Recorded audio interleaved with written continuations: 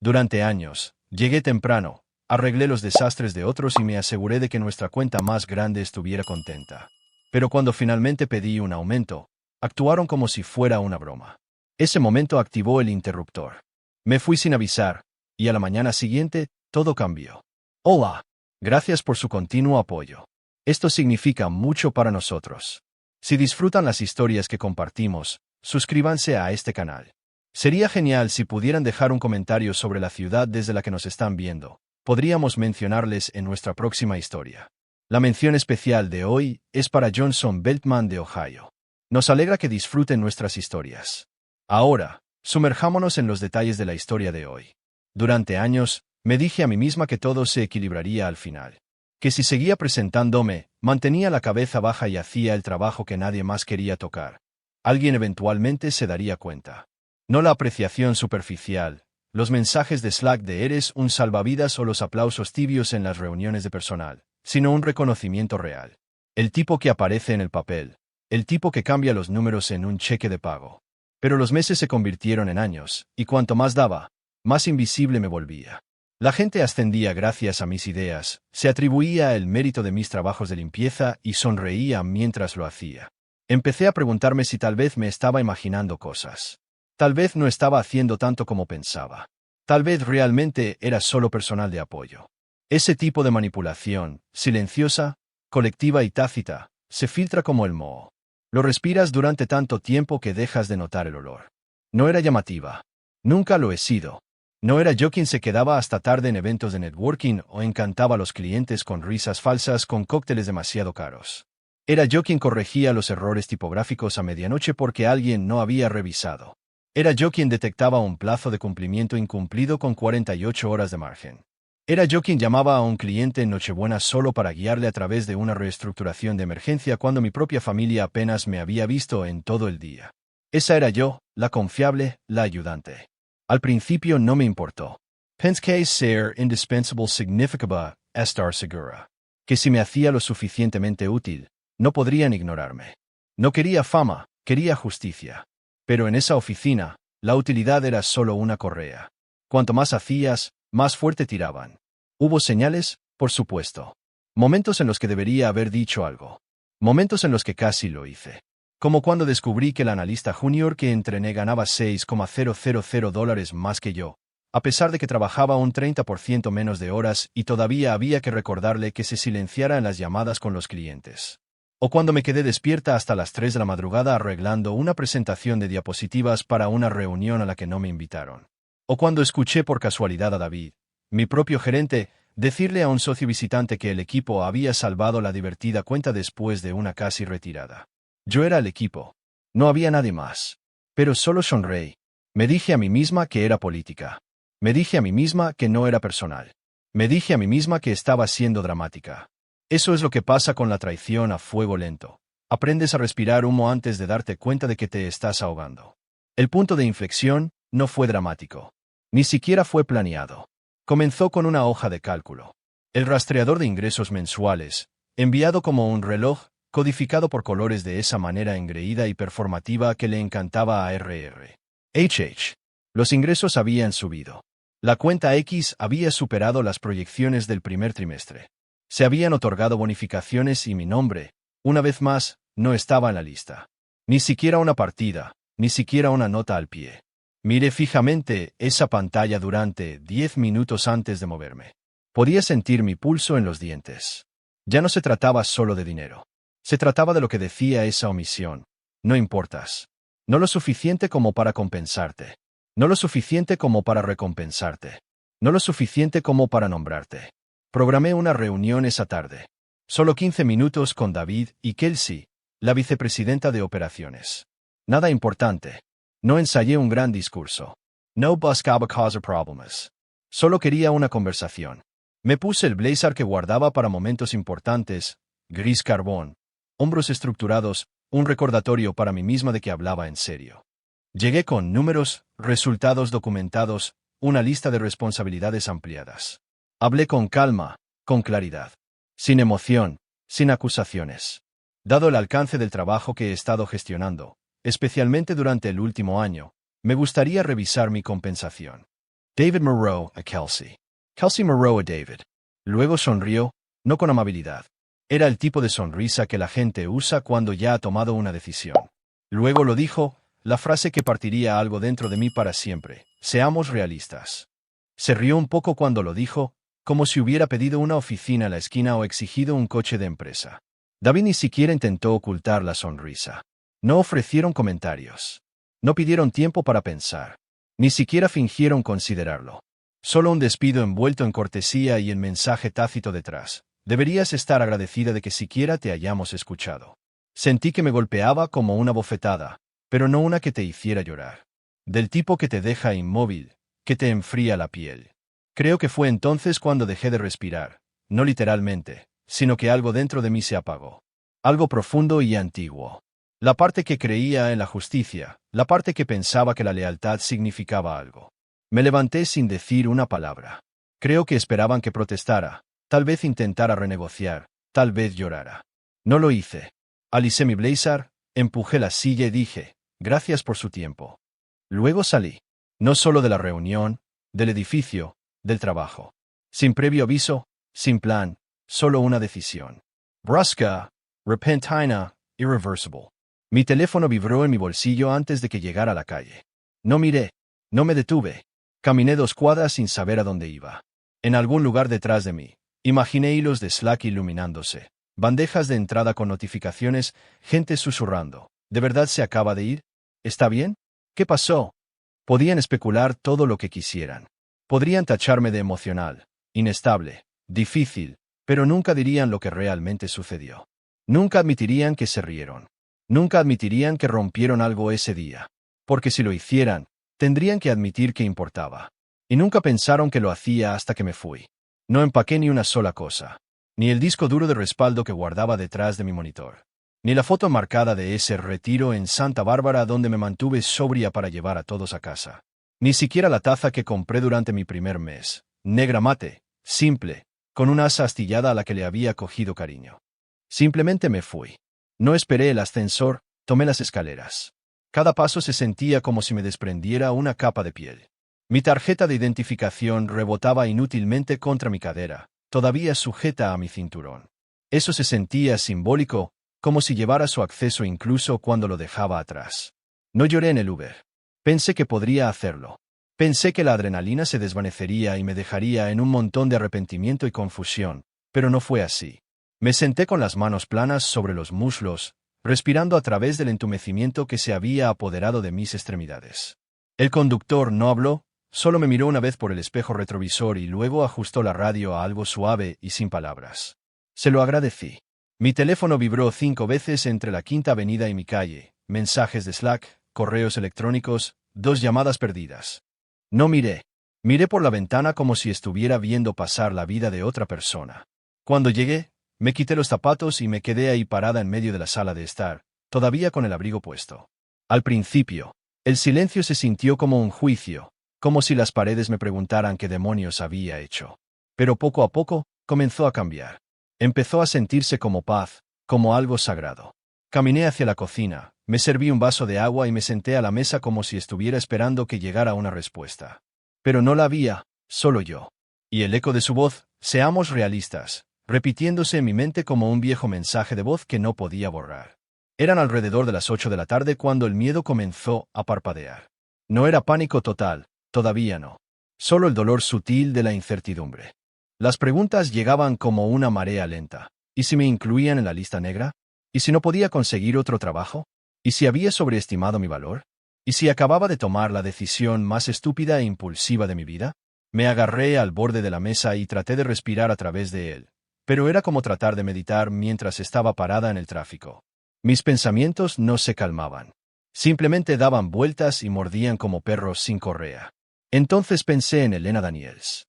Abrí mi teléfono y encontré su número sin pensarlo. Era la única persona en la que confiaba fuera de esas paredes. Era la razón por la que la cuenta se quedaba. La razón por la que yo me quedaba. Habíamos construido esa relación con reescrituras de presentaciones a altas horas de la noche y llamadas telefónicas durante crisis que nadie más quería tocar. Nunca le había pedido nada más allá de la programación. Nunca lo había hecho personal. Pero ahora, por primera vez en años, Necesitaba que alguien me viera como algo más que un recurso. Necesitaba que alguien me dijera que no estaba loca por dejar un lugar que esperaba que me quedara encadenada por migajas. Miré fijamente su foto de contacto durante un minuto entero antes de pulsar llamar.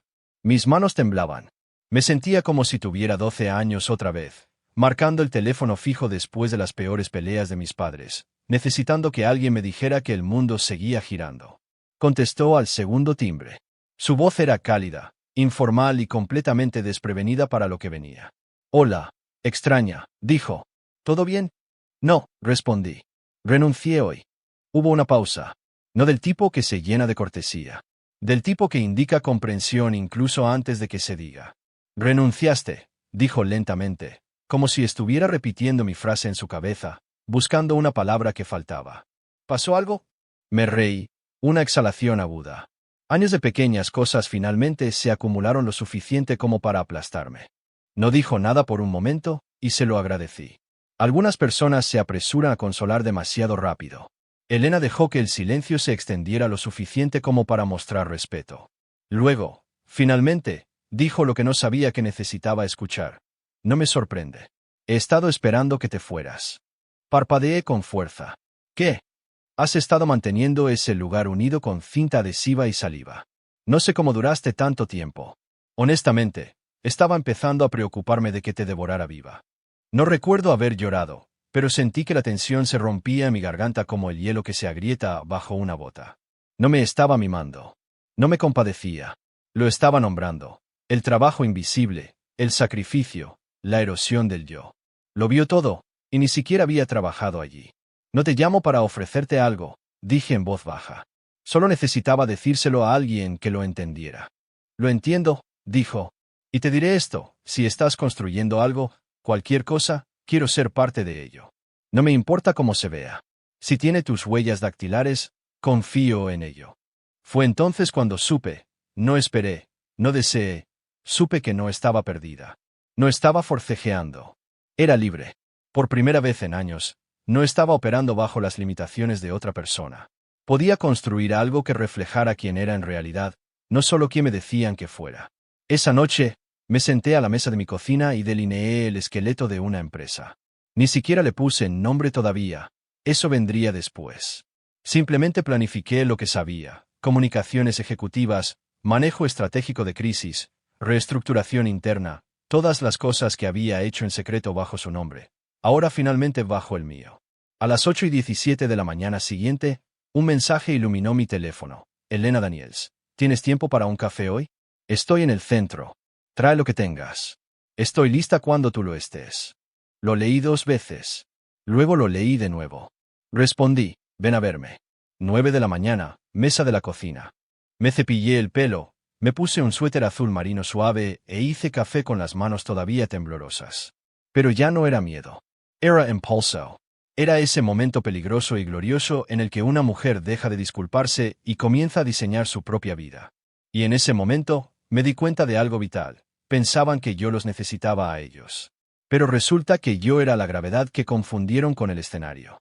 Elena llegó a las 8:56 en punto, con una bandeja de cartón con 2 cafés con leche y ese brillo calculador en sus ojos que solo aparecía cuando olía la oportunidad. No la desesperación, la oportunidad. No me abrazó, no me preguntó cómo me sentía. Simplemente deslizó el café hacia mí sobre la mesa y dijo, cuéntame lo que tienes.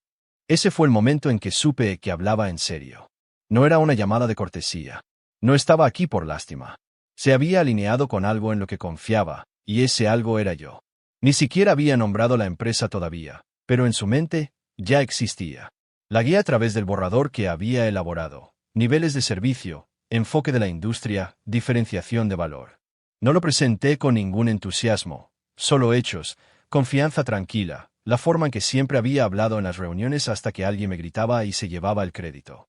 Elena escuchó, asintiendo lentamente, sin apartar los ojos de los míos. Hizo preguntas, inteligentes, del tipo que revelaba lagunas que aún no había considerado, pero no había escepticismo en su tono, solo compromiso. Podía notar que ya se estaba imaginando cómo venderlo a su propia junta. Esa era la diferencia entre ella y ellos. Esperaban permiso para ver el valor. Ella simplemente lo veía. Van a tratar de darle la vuelta a esto, dijo finalmente, recostándose en la silla que usualmente reservaba para los invitados. Lo sabes, ¿verdad? Ya lo han hecho, respondí. Mi bandeja de entrada estaba llena incluso antes de llegar a casa. Inclinó la cabeza. ¿Alguna amenaza? No, solo condescendencia. Creen que me arrepentiré. Sonrió, no con amabilidad. Están aterrorizados. No lo había pensado de esa manera. Había estado tan concentrada en mi propio miedo, las espirales nocturnas, las hojas de cálculo del presupuesto, la pregunta inquietante de si había quemado un puente que no podía reconstruir, que no me había detenido a considerar cómo se veía desde el otro lado. La callada se va, y de repente la base se mueve. No tenían miedo de perderme. Tenían miedo de darse cuenta de cuánto habían perdido ya y de lo ciegos que habían estado. Más tarde ese día, volví a encender mi teléfono y me permití desplazarme por los mensajes. El tono de Kelsey había pasado de despectivo a diplomático. Nos pillaste desprevenidos. ¿Podemos hablar? David había escrito, sin resentimientos. Conectemos pronto. Me encantaría darte una buena recomendación. Algunos otros del equipo que entrené enviaron mensajes de texto vagos y nerviosos. Nadie preguntó por qué me fui. Ya lo sabían. Simplemente no lo querían en el registro. Para el jueves, tenía 3 reuniones programadas con posibles proveedores y 2 llamadas introductorias con otras pequeñas empresas que de alguna manera se habían enterado de que estaba empezando algo. Las noticias corrían rápido en nuestra industria. Ni siquiera tenía un sitio web todavía, solo un concepto y una página sin marca. Pero la gente se estaba comunicando, no por marketing, sino porque recordaban cómo los hacía sentir cuando las cosas iban mal. Calmados, capaces, humanos. La vieja empresa nunca había entendido eso. Veían productos entregables y horas facturadas. No entendían que la confianza era la verdadera moneda. La parte que más me dolió no fue el silencio de los líderes. Fue el silencio de las personas a las que más había ayudado. Aquellos por los que me había quedado hasta tarde, por los que había cubierto turnos, a los que había guiado en sus crisis. Había pasado años creyendo que éramos una especie de familia, disfuncional, pero unida. Pero cuando me fui, se quedaron callados. Ni siquiera un buena suerte. Ese fue el momento en que finalmente entendí lo que había sido para ellos. Conveniente, útil, un amortiguador, no una colega, no una amiga y definitivamente no alguien por quien valiera la pena arriesgarse. Empecé a desempacar los recuerdos con un nuevo tipo de claridad, como cuando David solía reenviarme toda su bandeja de entrada todos los viernes y decir, filtra lo que importa. O la vez que Kelsey me hizo reescribir toda una presentación a medianoche porque no le gustaba la fuente. La forma en que programaban las llamadas con los clientes durante mis vacaciones y luego actuaban sorprendidos cuando iniciaba sesión. En fin, pensé que me estaba ganando la lealtad. Lo que realmente estaba haciendo era enseñarles lo poco que tenían que ofrecer a cambio. El domingo por la noche, recibí el mensaje de texto que había estado esperando, el que lo empujó todo al límite. Era de una de las jefas de proyecto de la cuenta X, alguien con quien había trabajado estrechamente durante más de 2 años. Preguntó, «Oye, ¿sigues con nosotros?» Escuché algo raro. Le dije la verdad. «No, me fui la semana pasada». Respondió, «Mierda, nos dijeron que estabas de baja. Dijeron que volverías pronto». Miré fijamente la pantalla durante mucho tiempo antes de responder. Eso no fue un malentendido. Fue un encubrimiento. Estaban tratando de ganar tiempo. Elena me llamó menos de 10 minutos después. «Acabo de terminar una llamada», dijo. «Están en apuros. Sin reemplazo, sin continuidad. Intentaron pasar a uno de tus juniors a la reunión. Fue un fracaso. Hemos decidido retirar la cuenta». Se me encogió el estómago, no por miedo, sino por algo más cercano al asombro. Lo estaba haciendo. No amenazando. Haciéndolo. Un cliente multimillonario se fue. Porque la persona que tenía la confianza no era la empresa. Era yo. «Quiero tu propuesta en mi escritorio mañana», dijo. «Y quiero tu nombre en el contrato». Asentí, aunque ella no podía verme. «La tendrás para el mediodía». Después de colgar, me senté a la mesa de nuevo, en el mismo lugar donde me había roto. Y esta vez, no me sentí destrozada. Me sentí renacida. Ya no estaba subiendo por su escalera. Estaba construyendo mi propio piso. Y mientras veía el sol moverse a través de la ventana, me permití sentirlo. El poder, el dolor, la liberación. Nunca me vieron, pero ahora no podían apartar la mirada. El golpe llegó un jueves a media mañana, justo después de que terminara de enviar la versión final de la propuesta al equipo de Elena. No esperaba a nadie. Al principio pensé que podría ser una entrega, otro envío de suministros de oficina, o tal vez esa silla que finalmente me había permitido comprar. Pero cuando abrí la puerta, no era un paquete. Era él, David, mi antiguo gerente, con una chaqueta con la marca de la empresa, sosteniendo su teléfono en una mano como si fuera un escudo. Me dedicó una sonrisa tensa, del tipo que no llega a los ojos, y dijo, ¿te importa si hablamos? Retrocedí, pero no dije nada. Lo tomó como un permiso, entrando en mi sala de estar como si todavía tuviera autoridad sobre el espacio. Miró a su alrededor, hojeando las carpetas apiladas, el portátil abierto, la pizarra con notas adhesivas codificadas por colores. No estaba acostumbrado a verme en control. Lo observé absorberlo, como había construido algo rápida y confiadamente, sin rogar por aprobación. Se sentó en el borde del sillón como un hombre que sabía que ya había perdido pero que no había descubierto cómo admitirlo todavía. Voy a ser directo contigo, dijo. Estamos un poco sorprendidos por cómo han escalado las cosas. Arqueé una ceja. Escalado, tuyéndote, la pérdida del cliente. Están pasando muchas cosas rápido, y está afectando a la gente. Bien, dije, sin sonreír. Debería.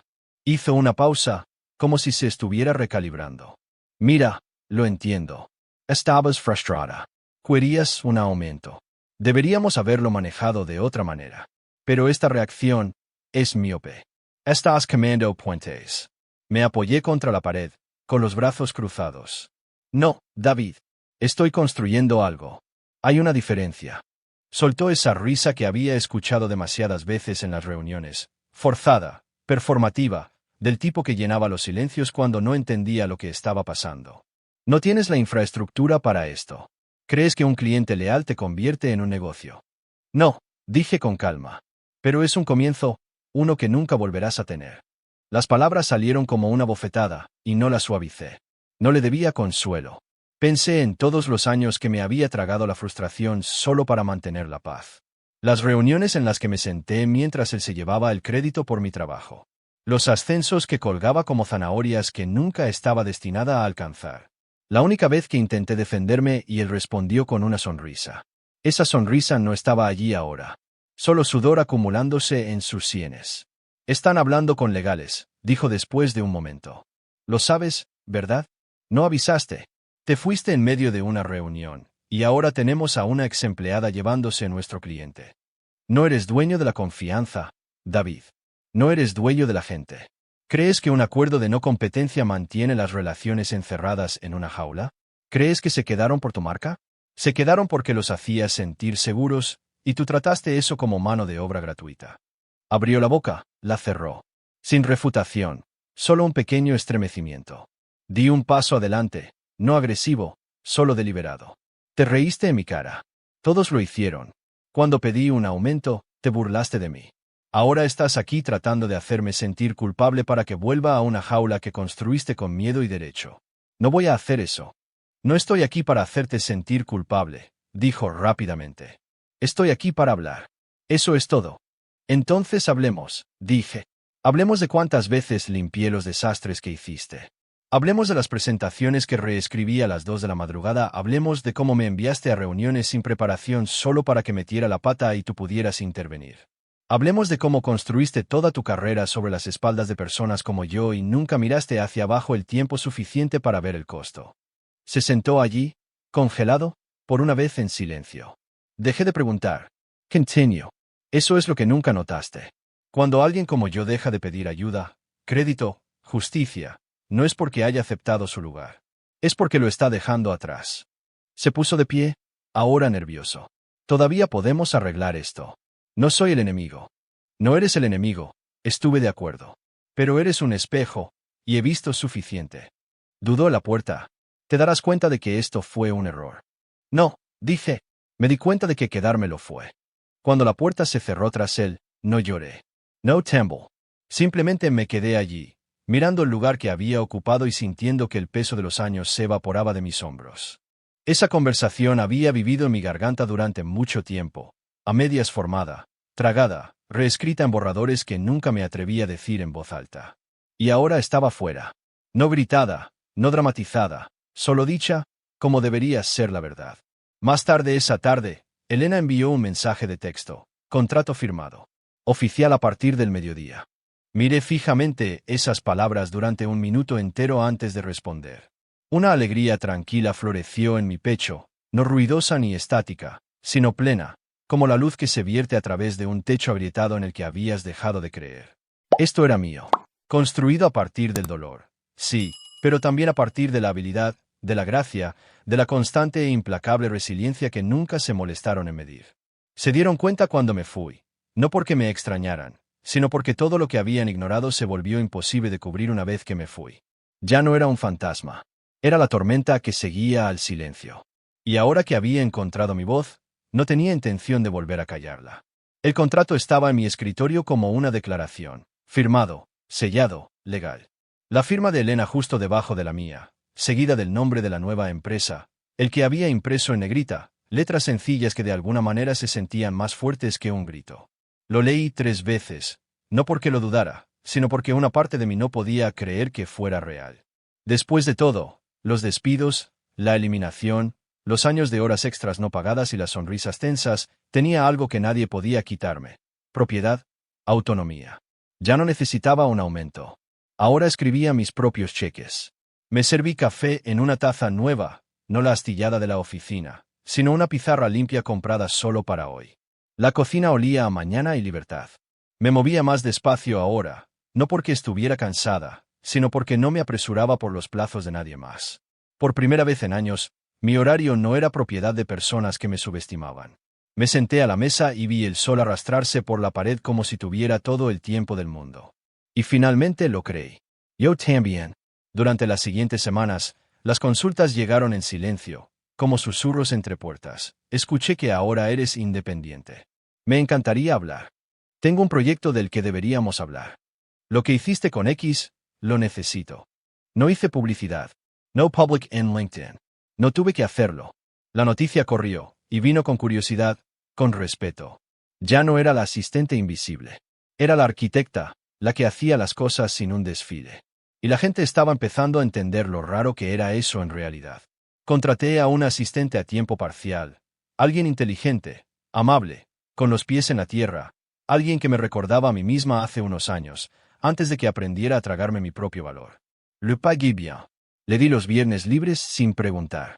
Cuando preguntó por qué, simplemente dije, porque así debería haber sido para mí. No necesitaba más explicación que esa. Y ya no necesitaba defender mis decisiones. Cada política que hacía era una rebelión silenciosa contra cómo habían sido las cosas. Cada factura enviada bajo mi nombre era una página arrancada del libro de reglas con el que una vez me golpearon. Luego llegó el correo electrónico de RR. HH, no el mío, el de ellos, la antigua empresa, un mensaje soso y cuidadoso preguntando si estaría dispuesta a tener una conversación sobre la logística de la transición.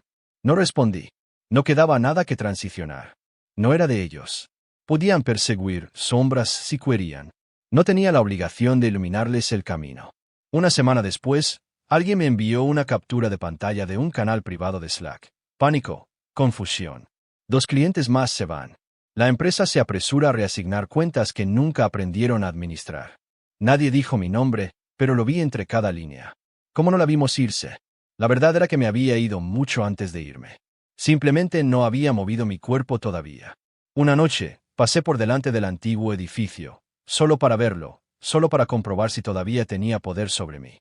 Las luces seguían encendidas en la suite de la esquina, la oficina de David. Aparqué al otro lado de la calle y lo observé durante un rato, con el motor en marcha en el silencio. Me pregunté si todavía se quedaba hasta tarde, tratando de arreglar un barco que se hunde con el mismo encanto y arrogancia que lo llevaron a ascender en primer lugar. Me pregunté si Kelsey había empezado a dar bonificaciones a las personas que realmente se las ganaban o si todavía se repartían como favores en una fiesta. Ya no sentía ira, solo distancia, como recordar un idioma que ya no hablaba. Antes de marcharme, miré el asiento del copiloto. Allí había una carpeta manila, copias de mis primeros 5 contratos, firmados y pagados. Prueba no solo de dinero, sino de creencia. Estos clientes no estaban conmigo por el papeleo. Estaban conmigo porque había aparecido cuando importaba, porque no hablaba en jerga ni me escondía detrás de presentaciones de estrategia. Hablaba con claridad. Cumplía. Ese siempre había sido mi punto fuerte. Simplemente nunca se dieron cuenta. De vuelta a casa, Abrí el cajón donde había metido mi antigua tarjeta de identificación y la tarjeta de acceso de la empresa. Durante meses, no pude decidirme a tirarlas. Una parte de mí se aferraba a ellas como metales cálidos. Pero esa noche, las llevé al fregadero y las puse bajo el agua. Dejé que el plástico se deformara, que el logotipo se desvaneciera. Luego las tiré a la basura con la tranquila finalidad de alguien que ya no necesitaba demostrarle nada a la gente que se había reído en su cara. No me convertí en una persona diferente. No me reinventé de la noche a la mañana. Pero dejé de encogerme. Dejé de explicar.